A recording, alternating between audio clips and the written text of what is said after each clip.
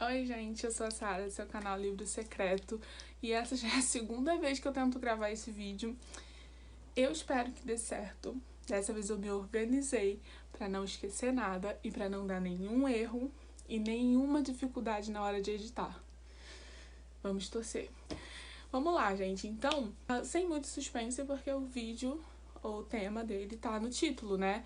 Então, basicamente, a gente vai falar sobre os meus livros lidos do Stephen King. Eu vou classificar, dizer qual tá em primeiro lugar, qual tá em segundo, qual tá em terceiro. E na minha primeira tentativa, onde eu acabei esquecendo 2 livros, eu fiz alguns empates. E dessa vez eu me determinei a desempatar. Então não tem, exceto uma posição, não tem nenhum empate. Então eu realmente me esforcei pra empatar o mínimo possível.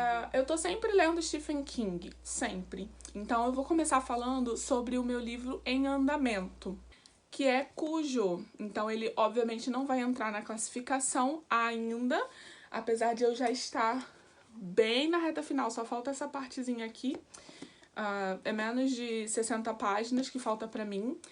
Eu já imagino mais ou menos em que colocação ele vai ficar, mas como eu ainda não sei como ele termina, eu não me sinto sendo justa se eu fosse classificá-lo agora sem ter terminado. Então, fica aqui o registro que eu estou lendo ele e que numa próxima classificação ele já entra em alguma posição. Cujo tem um filme, uma adaptação bem antiga. A maioria dos livros do King que eu vou falar tem adaptação, tá? Cujo é a história onde um São Bernardo, se você não conhece a raça São Bernardo, são cachorros gigantescos e esse São Bernardo, ele é muito dócil. Eu não sei se é característica da raça, imagino que sim, porque eu não sou muito conhecedora de raças de cachorro, mas o Cujo, ele é muito dócil, muito querido, as pessoas ajudam os donos a cuidar dele, ele sai livremente, e aí ele contrai raiva ao ser mordido por um morcego contaminado.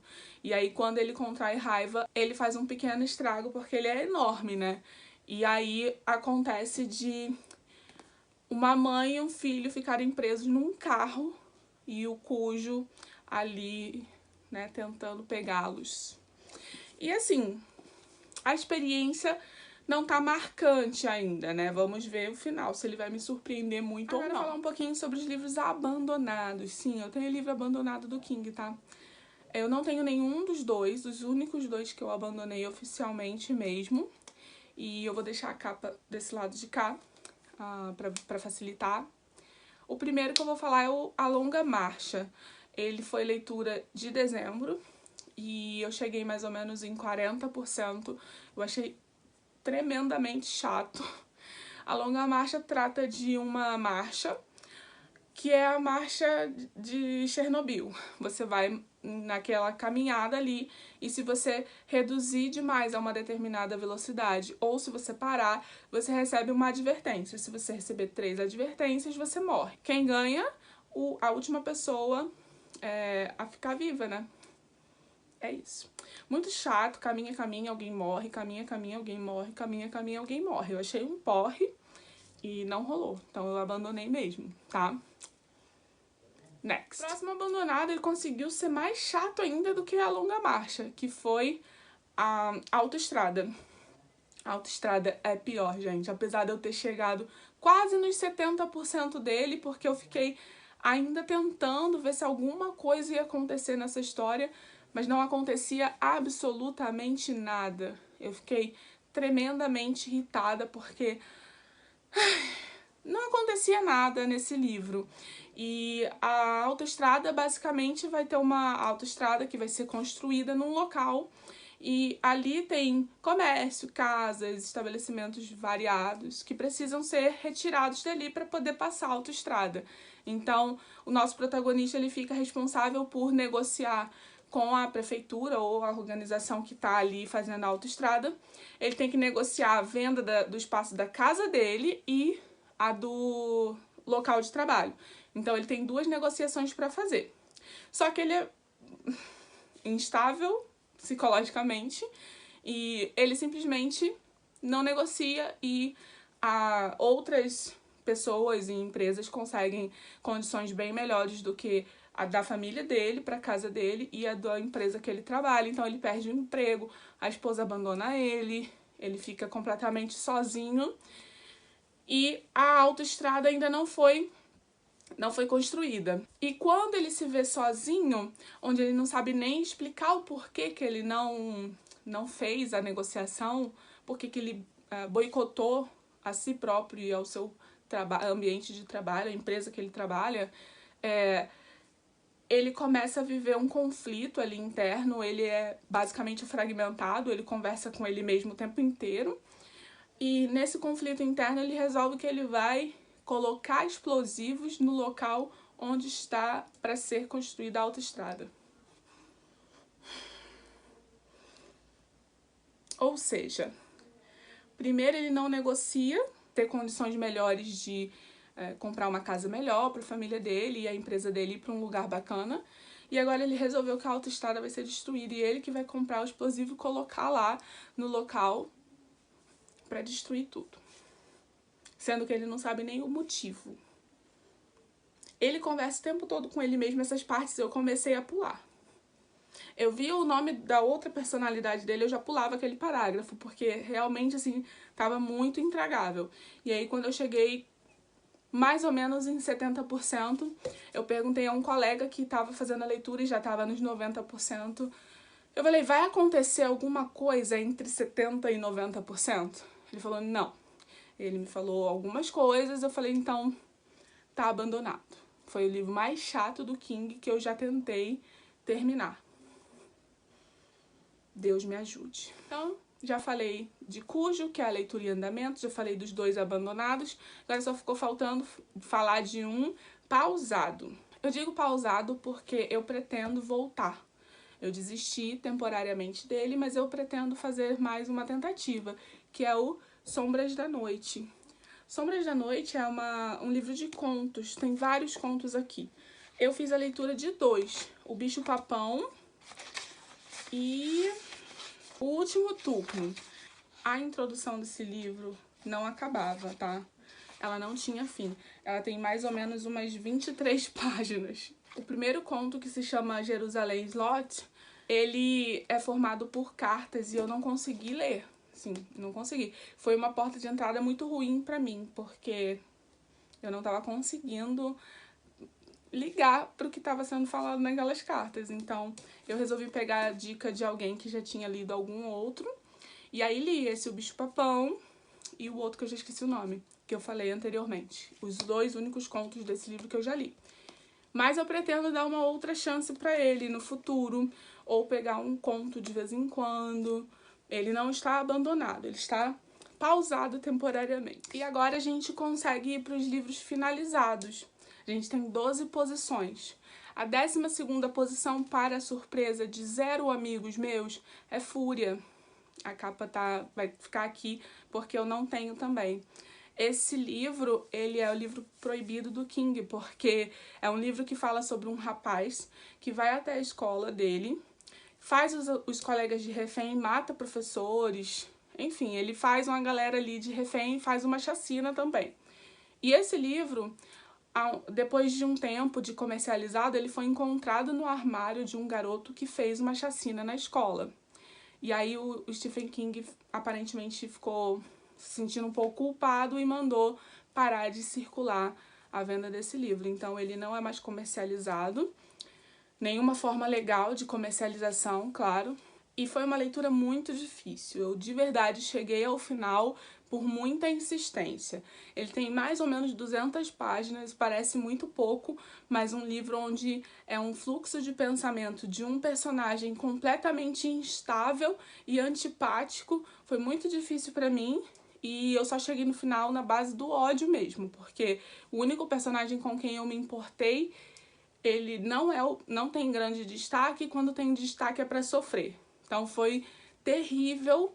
Recentemente eu baixei mais ainda a nota dele. Na época que eu li, acho que eu dei 3 estrelas, 2 estrelas. Eu era muito generosa. E recentemente eu baixei pra 1 estrela. E assim, cada vez que eu falo nele, eu fico mais perto de dar meia estrela. Esse é o 12º lugar. Eu, de verdade, eu não acredito que algum outro livro vá ser uma experiência tão ruim quanto Fúria. Então, se eu pudesse ter um palpite, eu diria que Fúria vai ficar sempre no último lugar. Eu espero que não venha nada pior. Meu Deus, nunca te pedi nada. No 11º lugar, a gente tem Creepshow, que é um HQ, que o roteiro foi feito pelo Stephen King. Ela é bem fininha e eu li super rapidinho. Não amei, não ficou marcado na minha vida, principalmente porque o último conto, ela é dividida em várias histórias pequenas, e a última é sobre baratas e eu não consegui ler. Eu cheguei mais ou menos na 4ª página da história e tinha tanta barata nos quadrinhos que já até deu uma coçadinha aqui na cabeça. Tinha tanta barata que eu não consegui continuar a leitura. De verdade, assim, não deu. Eu tenho muita fobia de barata e eram muitas, era uma infestação. A história era uma infestação de barata. Eu não vou mais tentar, assim, eu não vou tentar mais ler essa história. Eu tentei algumas vezes no mesmo dia, não deu certo, então eu classifiquei o livro, mesmo sem terminar a última, e como ele não foi tão marcante assim, eu deixo nessa posição, mas ele não é equiparável à Fúria, tá? Creepshow tá aqui, Fúria tá lá no último nível do poço que desce com a comida, sabe o filme Poço? Fúria tá lá, e Creepshow tá muito, muito, muito acima, tá? Apesar de não ter sido tão marcante. O próximo é o 10º lugar. O 10º lugar é uma opinião polêmica minha, que é O Iluminado. O Iluminado é um dos grandes clássicos do King e um dos grandes clássicos também no cinema, porque foi feita uma adaptação. Não sei nem se eu posso chamar de adaptação, mas tudo bem. Eu fiz um vídeo todo completinho falando sobre a experiência de leitura e de ver o filme. Tudo foi a primeira vez, eu não tinha assistido, não tinha lido também antes. E eu acho que o meu problema com o Iluminado foi a expectativa. Eu tinha expectativa demais, eu achava que ia ser preferido, 5 estrelas favoritado, e ficou aquém do que eu esperava. De fato, o livro pra mim ainda é melhor do que a adaptação. A adaptação eu consegui gostar menos ainda, porque tem mudanças demais e mudanças que fazem muita diferença para a importância que alguns personagens têm aqui no livro e na história do filme do Kubrick. Foi o Kubrick, né? Não tem importância nenhuma ou relevância para alguma cena em específico. Falando tudo isso sem spoiler, tá? Mas eu realmente não consegui me importar tanto quanto eu gostaria. Eu gosto de personagens crianças que o King faz. Aqui no Iluminado, o Danny é o melhor personagem mesmo, eu consegui gostar bastante dele, mas a história, no geral, assim, ela não conseguiu me cativar 100%. Então eu acabei deixando um pouco, ficando um pouco decepcionada com a minha experiência de leitura com o Iluminado, tá? Então aqui a gente tem o hotel, e o hotel desperta algumas características das pessoas, e o Danny vai pra lá com os pais, vai passar o inverno lá, e lá a pessoa fica ilhada, não tem como sair, então eles passam por maus bocados nesse hotel, tá? Ele não é devagar, não achei uma leitura lenta, mas não foi marcante do jeito que eu achei que iria. Eu acho que se não tivesse tanto holofote nele, tanto hype, eu teria ido com menos expectativa, talvez eu tivesse gostado mais. Eu acho que o problema foi expectativa mesmo. No 9º lugar, Carrie, que no Brasil ficou Carrie a Estranha, mas o nome é só Carrie. Aqui a gente teve uma grata surpresa. Digo eu, a Sarah e a Jéssica. Eu tive uma grata surpresa porque é um livro que para a maioria dos fãs não é o melhor, né, nem perto disso, mas eu gostei muito da experiência de leitura. Esse é o primeiro livro que o King escreveu e publicou. Ele foi lido no primeiro mês da leitura coletiva, mas eu entrei só no terceiro, que foi quando a gente leu O Iluminado, então eu li logo em seguida para tentar recuperar.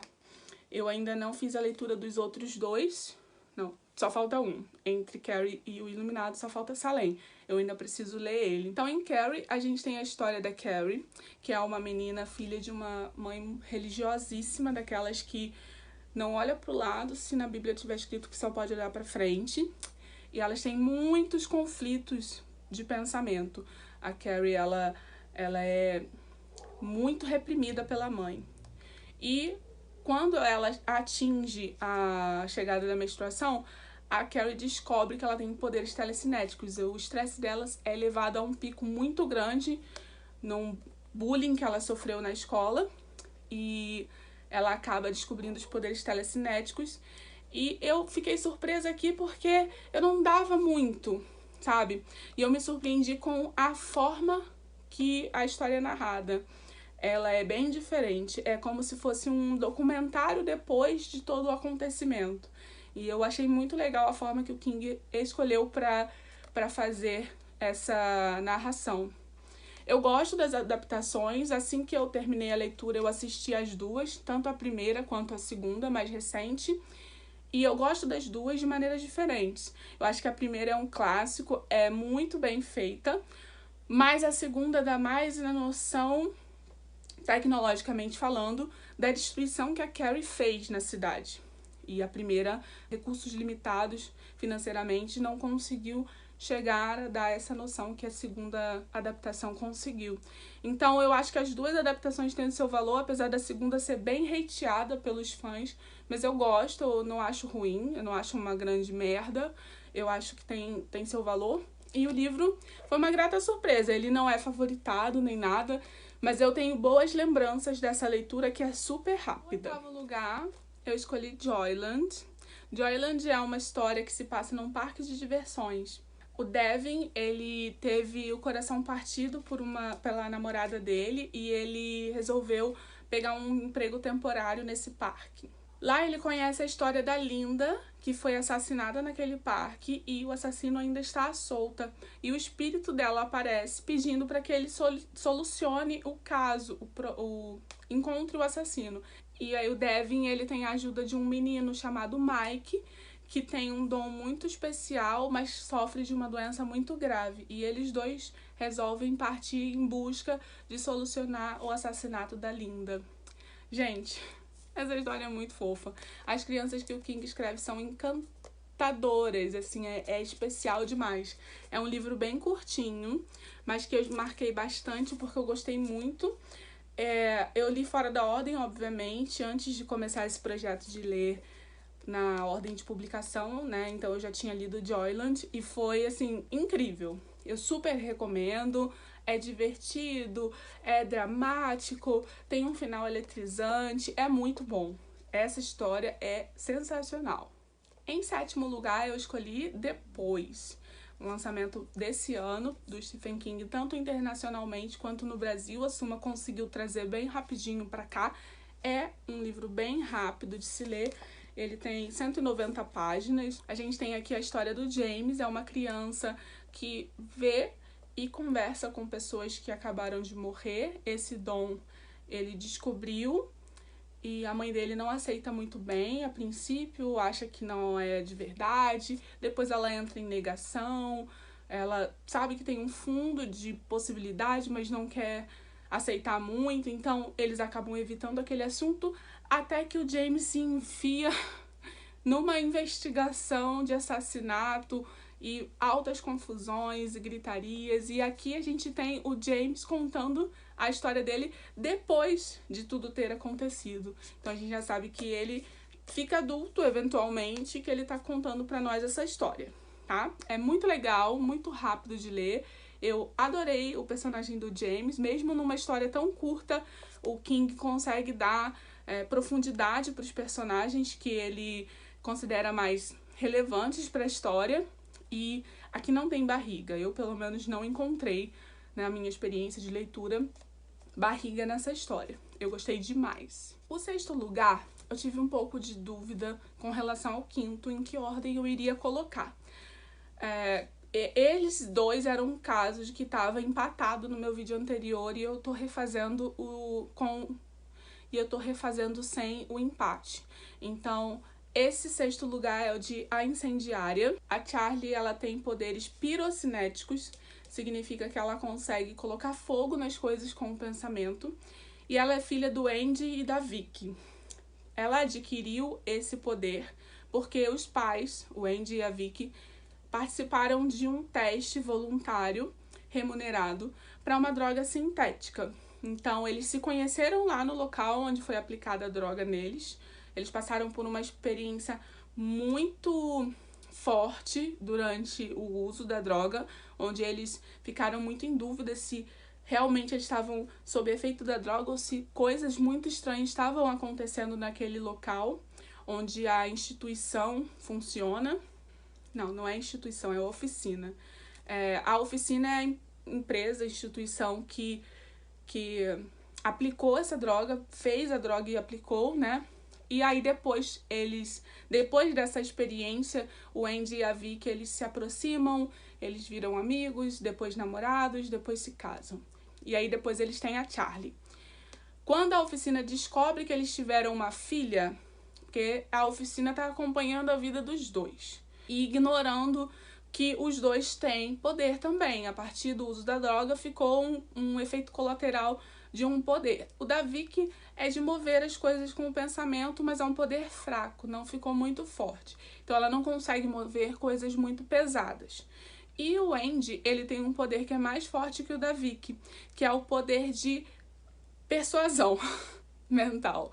Ele consegue entrar na mente da pessoa e convencê-la a fazer qualquer coisa, mesmo que seja se jogar de um penhasco. Ele chama isso de empurrar.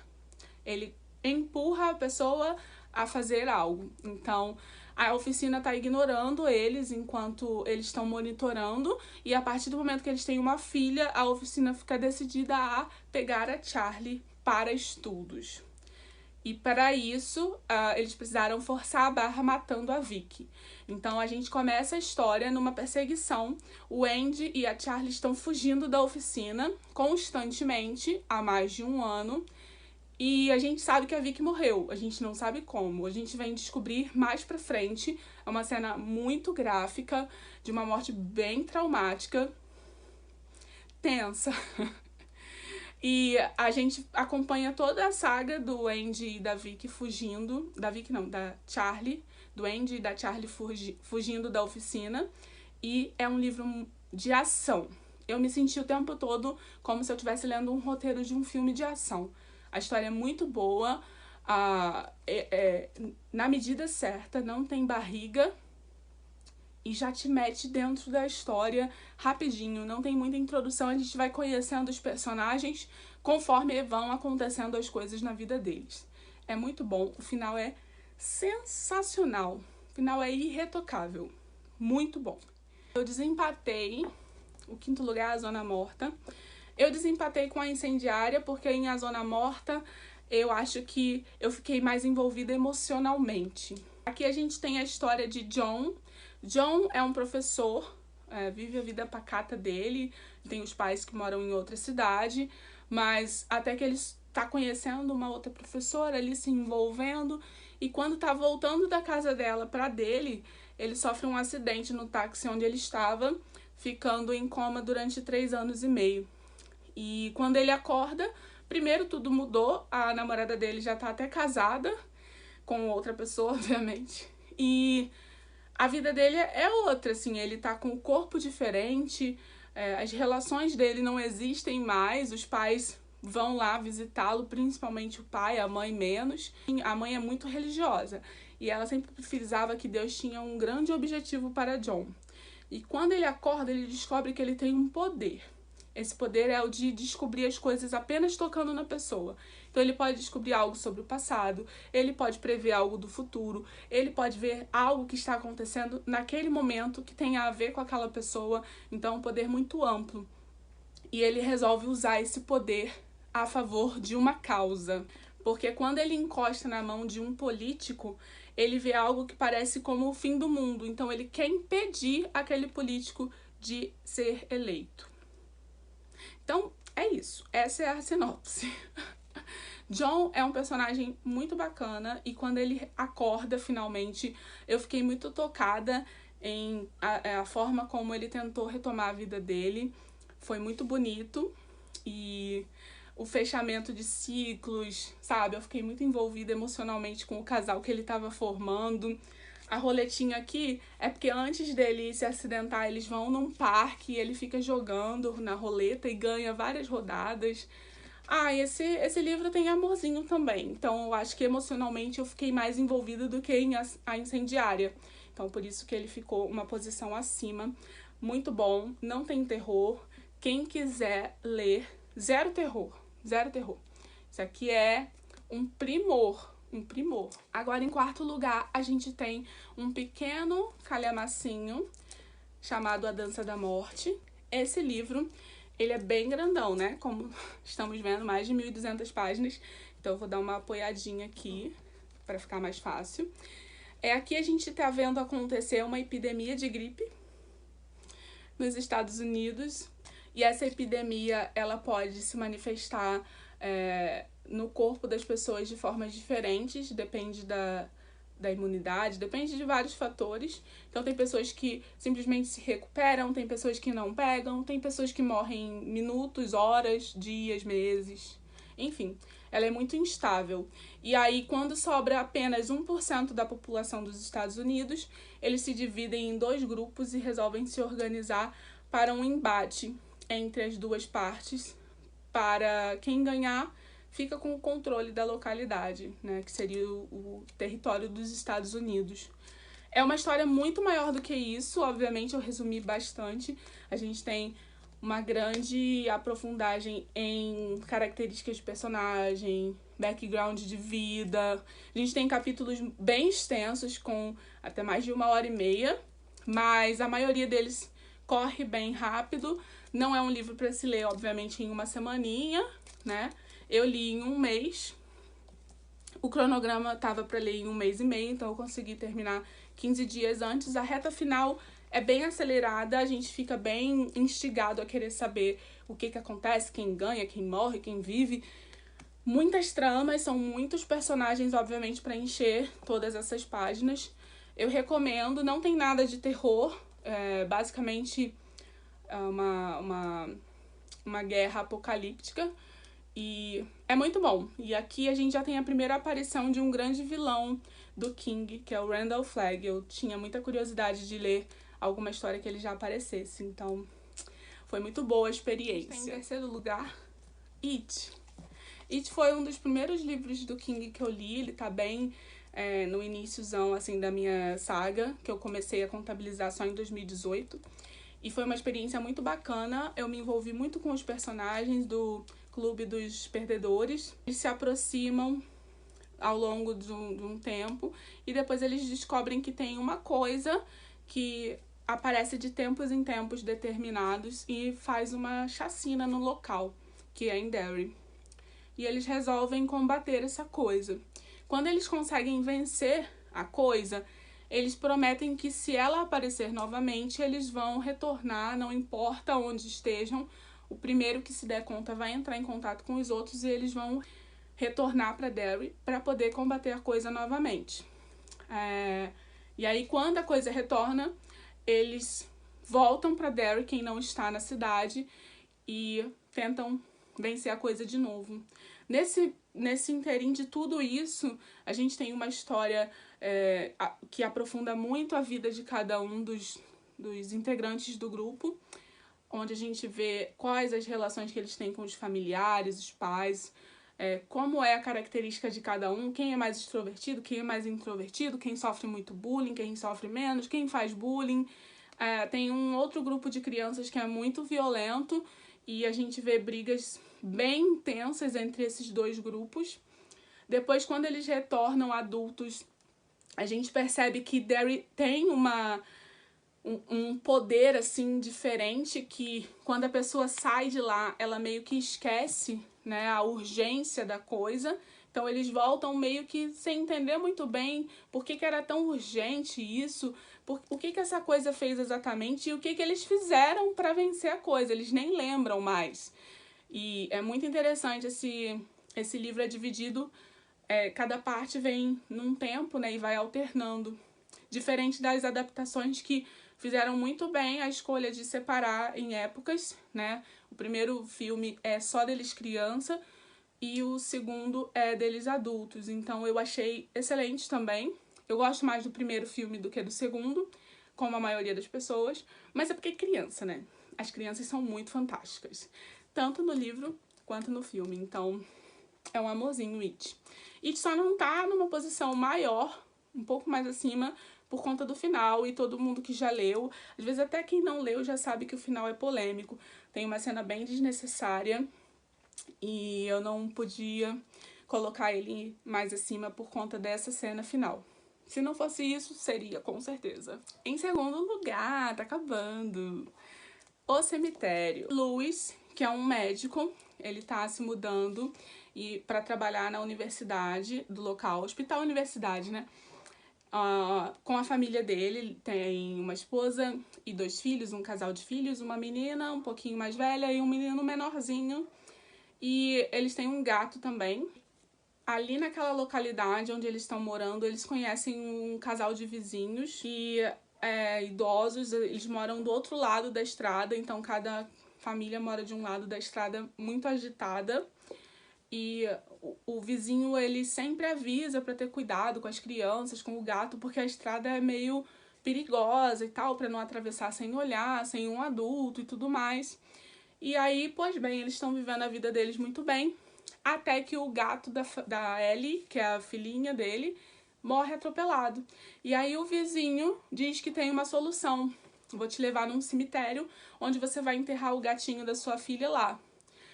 E nesse momento eu só esqueci de comentar que a mãe e as crianças estão viajando, foram visitar uns parentes em outra cidade, o Lu estava sozinho. E aí quando o vizinho diz que vai solucionar aquela situação enterrando o gato naquele cemitério, então ele resolve ir. Então eles pegam todos os materiais necessários, o corpo do gato, e levam para enterrar. Só que é um caminho muito sinistro, eles passam pelas piores provações, a exaustão, e parece que nunca vai chegar e nunca vai chegar. Quando chega lá ainda tem que cavar o buraco para enterrar, depois ainda tem que jogar areia por cima e voltar todo o caminho. Então quando ele retorna, ele vai, dorme, passa a noite, no outro dia o gato tá lá. O gato tá lá, mas ele tá super bizarro, com os comportamentos muito esquisitos e um cheiro horroroso. A família dele retorna, percebem algumas diferenças no gato, mas não exatamente o que, né? Então seguem a vida. E aí, segue a vida, segue o baile, ele sempre fica muito pé atrás com o gato, né? O gato novo. E muito atento, mas mais uma morte vai acontecer. Tá aqui na contracapa, mas eu não vou falar o que. Se você tiver visto o filme, você sabe o que é. Então ele vai viver um conflito muito grande se realmente as pessoas têm o direito de interferir no mundo dos mortos, decidir se a pessoa vive ou não. É um conflito muito interessante, tá? Considerações. Eu entendo porque tem gente que não gosta, tá? É um livro muito lento. Para chegar na morte do gato, a gente tá quase em 70% do livro, tá? É um livro que tem uma lentidão que pra mim foi no limite, assim, um pouco abaixo do exagero. Mas eu sei que tem pessoas que têm esse limite um pouco mais embaixo e esse livro ultrapassou o limite do exagero. Mas é uma leitura que eu gostei demais de fazer e que com certeza no futuro eu vou reler. Ele tem bastante marcações, eu escrevi, né, no livro de tanto que gostei. Eu fazia comentários sobre, ó, tem muita coisa escrita aqui na última página, olha. Enfim. O outro defeito desse livro é que o Louis não toma banho depois de enterrar corpos. Ele passa por toda a procissão que eu falei pra vocês, ele não toma um mísero banho, ele só se joga na cama e acha que tá normal, a pessoa tá imunda, vinda de um cemitério podre, né? Sinceramente, eu não tive defesa pra isso no livro. Inclusive, eu fui a pessoa que reclamou na discussão da leitura. Mas, fora isso, o livro pra mim foi incrível, mas eu entendo quem não gosta, tá? Em primeiro lugar, Novembro de 63. Novembro de 63 é a história do Jack.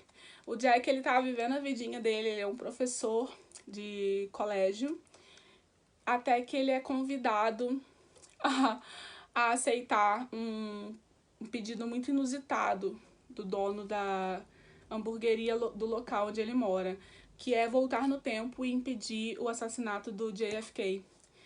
E tem várias regras nessa viagem do tempo. Ele sempre volta para 58 e não 63, então significa que tem que morar um tempo no local para impedir o assassinato do JFK no momento correto, que é novembro de 63.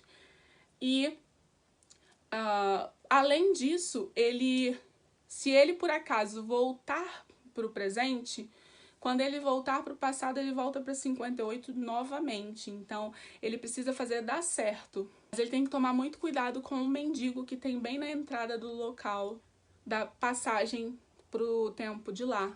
Então, na chegada, ele tem que sempre dizer uma frase específica pro mendigo que tá ali. Faz parte de um ritual. Bom, esse livro é sensacional. Ele é sem defeitos. Ele tem drama, ele tem romance, ele tem viagem no tempo. É uma história que começa rápido. A gente vê um pouquinho da rotina do Jack antes. E ele logo já faz a primeira viagem de teste para ver como é. E logo depois também já faz a segunda, que é a definitiva, onde ele vai ficar para poder tentar impedir o assassinato. E ali ele começa a viver, ali ele começa a trabalhar de professor também, em 58, começa a fazer amigos, tem uma namorada, então assim, acontece tanta coisa. Esse livro é sensacional. Se você quer ler Stephen King e não gosta de terror, nem de suspense, esse é o livro pra você. Esse não tem suspense nenhum, a não ser a curiosidade que você vai sentir pra saber se ele vai de fato conseguir impedir o assassinato ou não, se ele vai ficar vivendo naquela época ou não. Então, assim, esse livro é sem defeitos. Nenhum defeito. Eu não li nele, então eu vou reler um dia para poder marcar esse livro inteirinho. E ele é perfeito, perfeito, ó. É a perfeição. Por isso que tá no primeiro lugar. Mas você pode imaginar, você não, provavelmente o Marcos vai imaginar que tá faltando um livro. Ou seja, o meu primeiro lugar tem empate e eu não consegui desempatar. O outro primeiro lugar é Misery. Gente, eu juro que eu tentei. Eu desempatei todas as outras posições, mas eu não consegui desempatar o primeiro lugar. Misery eu li em 2018 e foi uma leitura sensacional. Foi uma história que eu não encontrei defeitos. A minha experiência foi 100% e eu simplesmente sou apaixonada por essa história. Aqui a gente acompanha o Paul, ele é um escritor de sucesso. A série de livros dele que faz sucesso é Misery, o nome da personagem principal. E ele quer escrever outras coisas. Ele tem vários manuscritos, ele tem várias ideias, mas ele não consegue sair da série de Misery porque ele tá sempre precisando escrever mais um e mais um, sempre pedido pelos fãs, pedido pela editora. Enfim, ele quer se livrar de Misery. Então ele escreve o último livro e resolve tirar férias. Nessa viagem de férias, que ele sai para comemorar mesmo, sozinho, ele sofre um acidente. Esse acidente deixa ele desacordado e quem encontra ele é a Anne. A Anne é uma grande fã de Misery e do Paul, então ela resolve levá-lo para casa dela para cuidar dele, já que ela é enfermeira. Ela tem um jeito muito peculiar a princípio, onde ele... No início ele fica agradecido, mas começa a reparar, mas cadê minha carteira? Mas cadê minhas coisas? Meio que pensa que ela tá, né, boa, mas tem alguma coisa errada com essa mulher. E quando ela lê o último livro de Misery, ela fica realmente pistola. Full pistola. Ela fica indignada e obriga ele a reescrever a história, torturando ele caso ele não escreva do jeito que ela quer. Então ela pega a máquina de escrever, ela compra papel e fala, ó, toma aqui, reescreve Misery, porque senão você não sai nunca mais aqui dessa casa. E basicamente a história é essa, não vou revelar mais nada, porque seria alguma coisa importante, então vou deixar por aqui. Essa é uma história que dá muita agonia, O nome anterior de Misery era Angústia, e realmente causa muita angústia. A gente teme pela vida do Paul o tempo inteiro. Algumas vezes que a Anne precisa sair para comprar alguma coisa e ele resolve sair do quarto. É desesperador, desesperador. Você fica o tempo inteiro com medo da Anne chegar, porque ela é realmente muito maluca. As cenas de tortura são muito gráficas e não tem nada sobrenatural aqui. Aqui, o vilão é a pessoa mentalmente instável. Então, é perfeito, sim. Esse livro é todo bom. Perfeito. São essas as leituras que eu já fiz, completadas, um dos meus autores favoritos. Ainda são poucas, mas eu resolvi fazer logo essa classificação. Quando eu tiver mais livros lidos dele, a gente vai poder comparar como é que foi a minha primeira classificação, se ela mudou muito ou se mudou pouco, e se os primeiros lugares e os últimos continuam, né, em suas posições, ou se perderam, ou foram mais pro meio. Vamos descobrir mais pra frente. Até porque todos os meses eu tô lendo um livro dele, então a minha quantidade de lidos vai aumentando gradativamente. Então, se você ficou até aqui, eu acho que você tem interesse no autor, ou você gosta do meu conteúdo, então assiste o meu outro vídeo sobre Stephen King, que vai ficar aqui na descrição, que é um vídeo sobre o pseudônimo dele e como é a minha relação de leitura com os livros que ele escreveu sob o pseudônimo de Richard Bachman. Tá um vídeo bem legal, eu fiz uma pesquisa, trouxe bastante informação para vocês, quais os livros ele publicou como pseudônimo, como ele foi descoberto, por que ele fez um pseudônimo, tudo isso está respondido nesse vídeo. E eu contei mais sobre a minha experiência de leitura com cada um deles e qual vai ser o próximo publicado sob o pseudônimo que eu vou ler. Então, clica aí embaixo para você ver sobre Richard Bachman. Espero que você tenha gostado do vídeo, que você tenha ficado até o final, porque eu sei que tá grande. E dá o seu curtir, comenta o que você achou, se você ficou intrigado, querendo ler algum desses livros, que eu comentei um pouquinho. Compartilha com quem você acha que vai gostar desse conteúdo, ativa as notificações, participa do sorteio, tô falando todos os avisos rápidos, pra não demorar muito. Participa do sorteio e vai lá no Instagram ver as dicas do livro secreto, que estão saindo toda quarta-feira, ver se você consegue descobrir. Se você tiver palpite, também tem formulário aqui na descrição em todos os vídeos. A gente se vê no próximo. Um beijo e tchau!